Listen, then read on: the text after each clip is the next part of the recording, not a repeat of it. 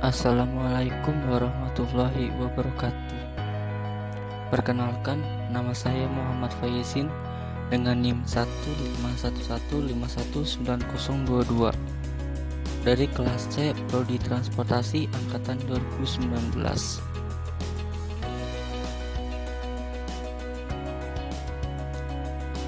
Kegiatan pemuatan barang berupa kontainer tidak selalu menggunakan transportasi laut berupa kapal laut, tetapi juga dapat diangkut dengan moda transportasi darat terutama berbasis rel, yaitu sarana kereta api.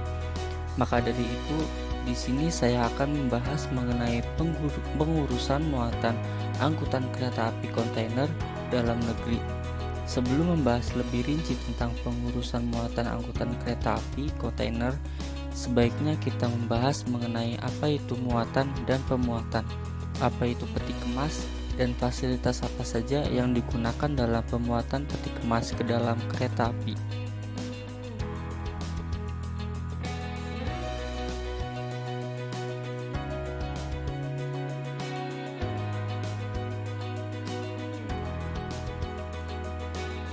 Muatan adalah objek yang diangkut oleh sarana pengangkutan.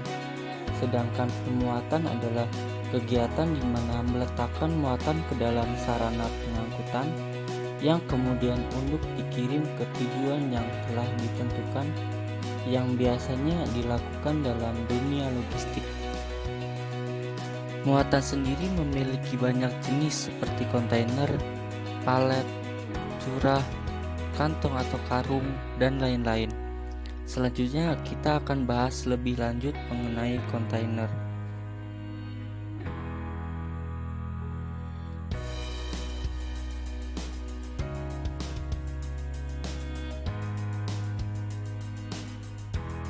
Peti kemas atau kontainer adalah sebuah peti yang digunakan untuk mengemas muatan dalam pengangkutan barang. Peti kemas juga biasa disebut dengan gudang berjalan atau removable warehouse yang biasa digunakan dalam pengangkutan barang.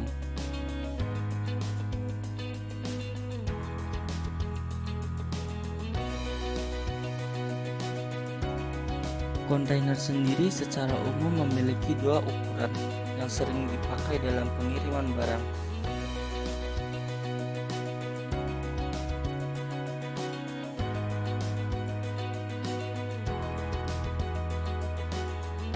Yang pertama adalah kontainer 20 feet, di mana kontainer ini memiliki dimensi panjang 6,058 meter, lebar 2,438 meter, dan tinggi 2,591 meter.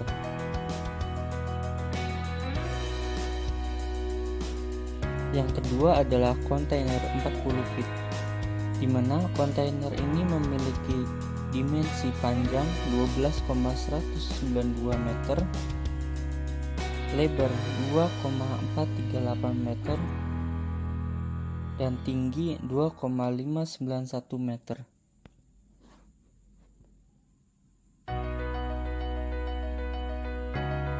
Selain memiliki dua ukuran yang berbeda, kontainer juga mempunyai beberapa jenis sesuai dengan kegunaannya, yaitu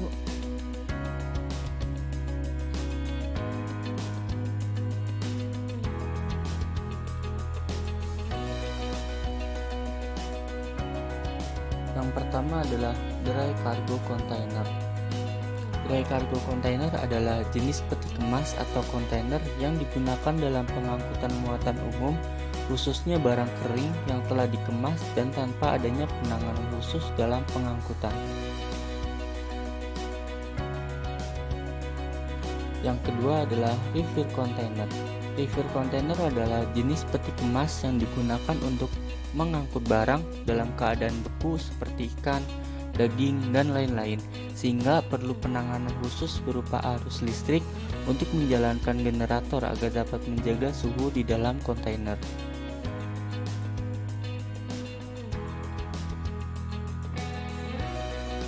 Bulk container. Bulk container adalah peti kemas yang digunakan dalam pengangkutan barang curah seperti gandum, beras yang tanpa kemasan.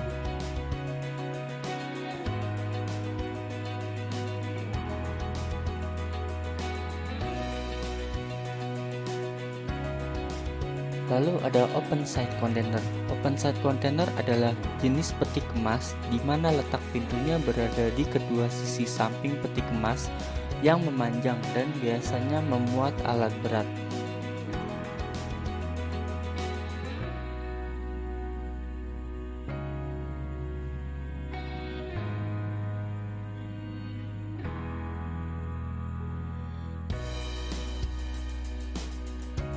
Lalu selanjutnya ada tank container. Tank container adalah peti kemas berupa sebuah tangki yang dirangkai dalam kerangka peti kemas dan biasanya digunakan untuk pengangkutan muatan cair maupun gas.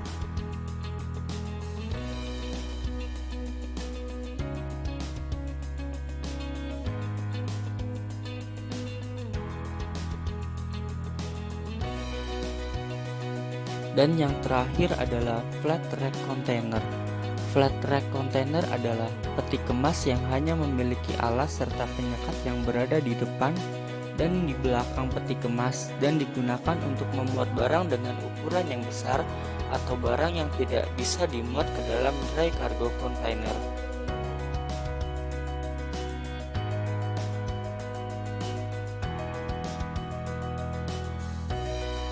Dalam kegiatan bongkar maupun muat kontainer ke dalam kereta api, diperlukan fasilitas untuk mendukung kegiatan tersebut. Fasilitas yang biasanya dipakai dalam pemuatan atau pembongkaran kontainer dari dan ke kereta api yaitu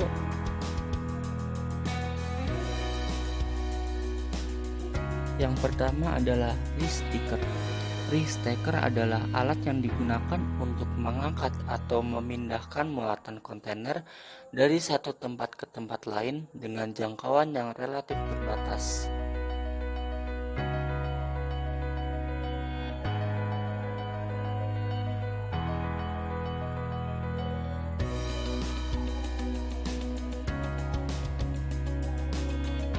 Yang kedua adalah forklift.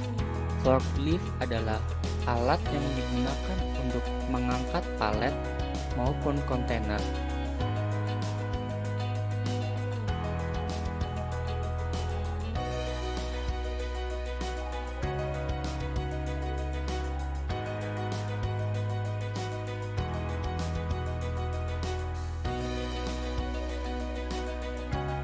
Yang ketiga adalah lapangan penumpukan. Lapangan penumpukan adalah lahan yang digunakan untuk menumpuk kontainer FCL maupun kontainer kosong sebelum dimuat ke dalam kereta api atau setelah dibongkar dari kereta api.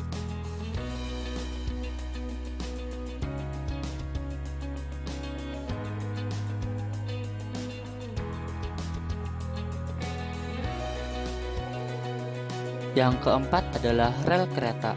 Rel kereta adalah struktur balok menerus yang diletakkan di atas tumpuan bantalan yang berfungsi sebagai penuntun dan mengarahkan pergerakan roda kereta api.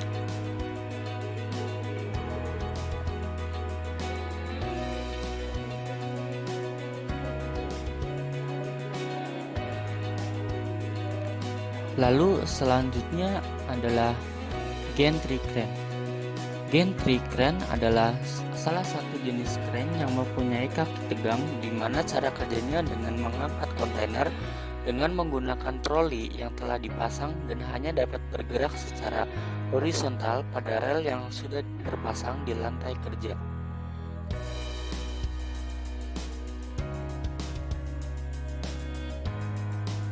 Dan yang terakhir adalah gudang. Gudang adalah bangunan tertutup yang digunakan untuk menimbun kontainer sementara atau menyimpan barang sebelum dikirim ke alamat tujuan.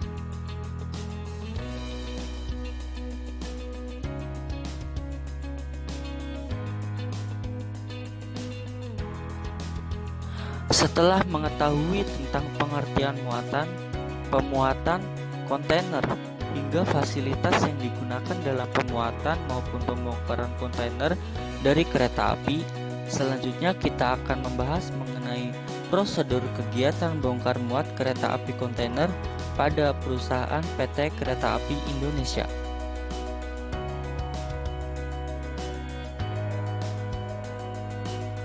Prosedur pertama adalah pengajuan permohonan ke pihak ekspedisi. Pemilik barang yang akan dikirim dengan sarana perkeretaapian harus mengajukan permohonan terlebih dahulu. Pihak pengirim mengisi formulir pengiriman barang. Dalam hal ini, pemilik barang tidak melakukan transaksi proses dengan pihak PT KAI, melainkan dengan pihak ekspedisi yang sudah bekerja sama dengan PT KAI.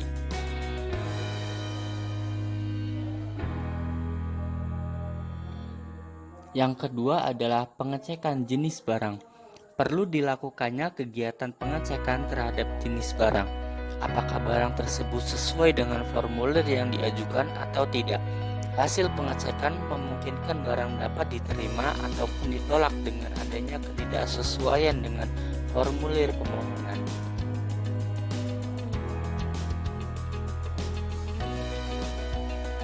Yang ketiga adalah pengukuran berat, muatan, dan pengepakan barang.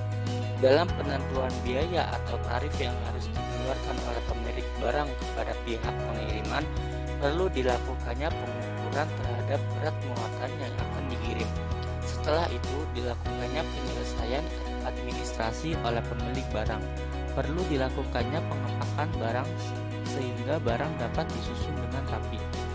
Yang keempat adalah pemuatan kontainer ke dalam rangkaian kereta api. Setelah dilakukannya proses pemuatan terhadap barang yang disesuaikan dengan isi muatan, volume muatan, serta tujuan pengiriman, dilakukannya penyesuaian berat muat dengan berat barang untuk menjaga keseimbangan daya muat tujuan. Setelah itu dilakukannya pencocokan barang dengan surat beratnya, peningkatan barang sebagai ukuran dan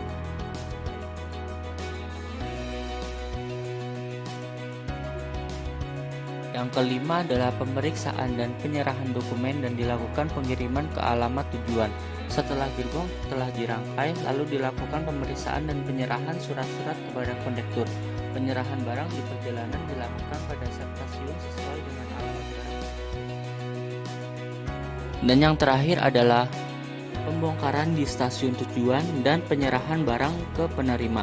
Dalam proses pembongkaran barang, kereta barang perlu dilakukan langsir kereta ke gudang, lalu dilakukan penyortiran serta penampungan terhadap muatan di dalam gudang. Pencatatan dan pembukuan dilakukan oleh petugas emplasmen dan kepala pengiriman barang. Setelah dilakukan pencatatan, petugas membuat surat pemberitahuan kedatangan barang serta dikirim kepada penerima barang. Pengambilan barang oleh penerima dilakukan oleh kepala kiriman barang dan pemilik barang. Penyerahan barang kepada pemilik barang. Dalam penyerahan barang PT KAI tidak terlibat dan semuanya sudah tanggung jawab pihak eksekutif.